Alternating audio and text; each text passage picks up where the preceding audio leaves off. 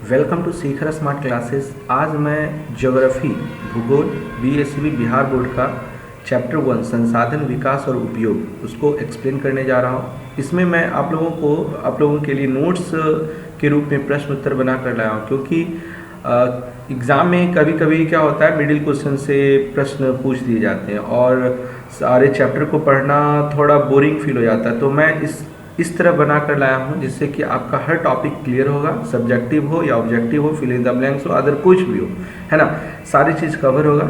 इसलिए आप लोग इसको ध्यान से देखिएगा और अच्छे तरीके से इसको नोट करके जरूर याद कीजिएगा। तो चलते हैं। सबसे पहले क्या नाम है चैप्टर का?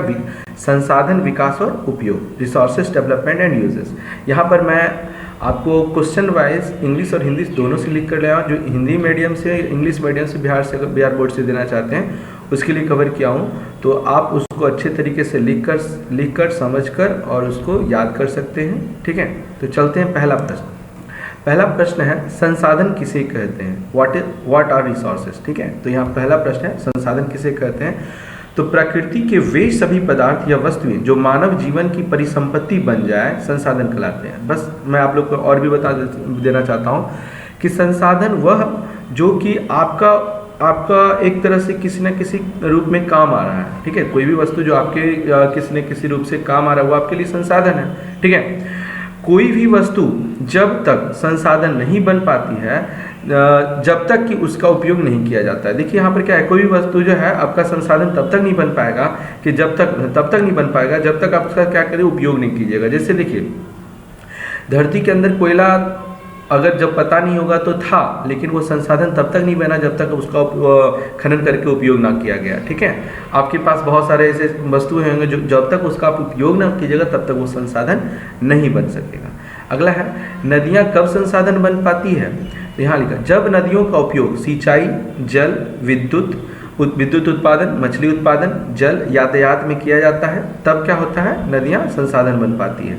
अगला है संसाधन हुआ नहीं करते बना करते हैं, यह किसने कहा था? तो देखिए यह कथन जो है जिम्मरमैन कहे थे, अक्सर एग्जाम में पूछ दिया जाता है, तो जिम्मरमैन कहे थे इस कथन को। नेक्स्ट है प्राकृतिक संसाधन किसे कहते हैं? तो वह पदार्थ जो हमारे प्रकृति से प्राप्त होते हैं उसे प्राकृतिक संसाधन कहते हैं। जैसे देखिए कुछ ऐसे होते हैं जो प्रकृति, जैसे पेड़ पौधे, वो मेरे लिए प्राकृतिक संसाधन है, नदियाँ प्राकृतिक संसाधन है, हवा प्राकृतिक संसाधन है। ठीक है, तो यहाँ पर आते हैं नेक्स्ट प्रश्न, संसाधन कितने प्रकार के होते हैं? तो संसाधन दो प्रकार के होते हैं, एक होते हैं प्राकृतिक संसाधन और दूसरा होता है मानवकृत संसाधन। तो प्राकृतिक संसाधन किसे कहते हैं? अब यहाँ फर्स्ट में है कि ये मानवकृत संसाधन किसे कहते हैं? तो वैसा संसाधन जिसे मानव खुद निर्माण करके उसका उपयोग करता है उसे मानवकृत। जैसे मानव क्या करता है कि कुछ ऐसे संसाधन होते हैं जो कि मानव खुद बनाकर उसका उपयोग करते हैं, जैसे सड़क हो गया, रेल हो गया, अदर जैसे तालाब हो गया, ये सब वो क्या करता है, मानव खुद से खनन करके या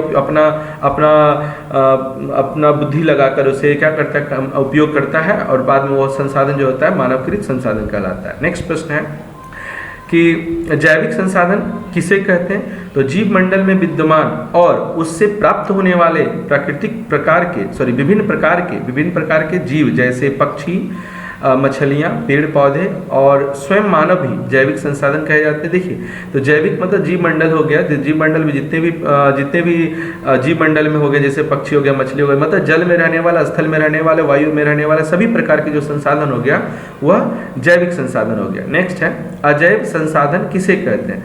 वातावरण में उपस्थित सभी प्रकार के निर्जीव पदार्थ जो अजैविक संसाधन मतलब। देखिए अब निर्जीव पदार्थ में कैसे होगा, जैसे खनिज चट्टानें, मिट्टी, नदियाँ, ये सब क्या है, अजैविक संसाधन है। ठीक है, नेक्स्ट है नवीकरणीय संसाधन किसे कहते हैं? उदाहरण सहित लिखें। तो देखिए नवीकरणीय वातावरण में उपलब्ध वे सभी वस्तुएं या पदार्थ जिसे एक बार उपयोग करके पुनः प्राप्त किया जा सकता है। एक बार हम उसको उपयोग करें फिर से दोबारा, जैसे देखिए धूप है ना, हवा, सूर्य का प्रकाश हो गया, हवा हो गया, ये एक बार उपयोग करेंगे दोबारा उसको फिर से उपयोग कर सकते हैं, क्योंकि वह नवीकरणीय। पुनः नवी का मतलब होता है नया फिर से बन जाए। ठीक है, जैसे आज हम ऐसा थोड़ी ना है कि आज अगर हम उपयोग करते हैं सूर्य का प्रकाश को तो कल उपयोग नहीं कर सकेंगे, हवा को, तालाब को, ये सब सारे जो है नवीकरणीय संसाधन है। अगला प्रश्न है अनवीकरणीय संसाधन किसे कहते हैं? तो वातावरण में उपलब्ध वे सभी वस्तुएं या पदार्थ जिसे एक बार उपयोग करके पुनः प्राप्त नहीं किया जा सकता है उसे अनवीकरणीय। देखिए कोयला, आपको पता है कि धरती पर कोयला सीमित है। अब कहीं ना कहीं अगर इसको ज़्यादा उपयोग किया जाएगा तो ये खत्म हो सकता है। यह क्या है?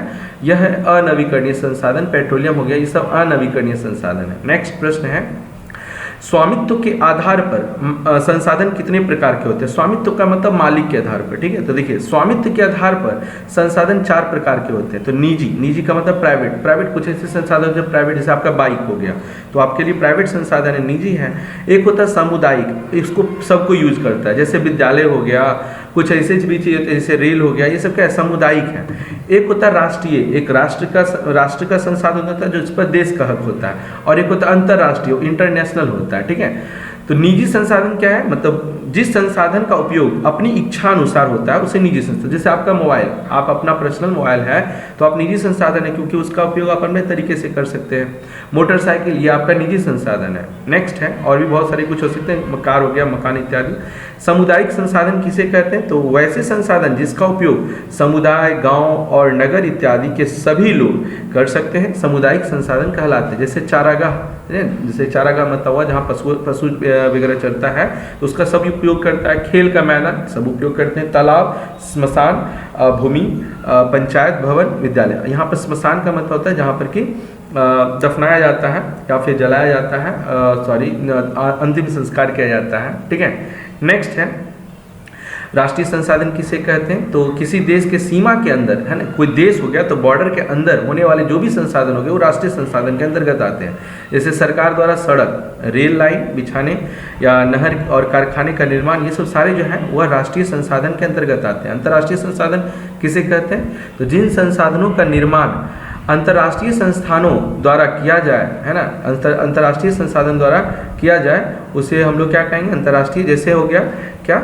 तो जैसे यहाँ पर लिखा हो, उदाहरण के लिए किसी भी देश के तट या 200 किलोमीटर तक समुद्री क्षेत्र के भीतर अंतर्राष्ट्रीय संसाधन कहलाते हैं। या देखिए अंतर्राष्ट्रीय मतलब क्या हुआ? कोई भी देश हो गया उसके बॉर्डर, मतलब देश के बॉर्डर से, है ना, जैसे यहाँ देखिए कि अगर देखिए मान लो ये इंडिया का नीचे का बॉर्डर है तो यहाँ से 200 किलोमीटर तक में जो भी इसके अंतर्गत आएगा, तो अंदर आएगा, तो ये सब अंतर्राष्ट्रीय संसाधन कहलाते हैं, ठीक है।